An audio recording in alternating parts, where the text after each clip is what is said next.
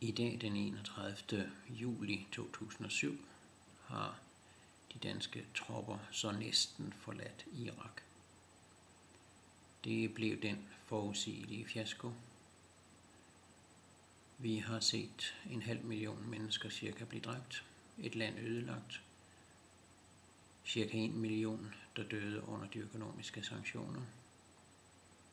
2 generationer er gået tabt. Landet er slået i stykker. 4 millioner irakere har forladt deres hjem.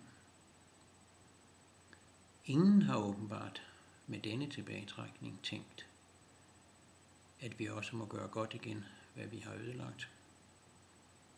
Ingen har tænkt på forsoning. Ingen taler om en stor fredsplan, økonomisk bistand, eller om, at en FN-mission må komme ind i landet i stedet. Dette er en ny skandale i dansk udenrigspolitik.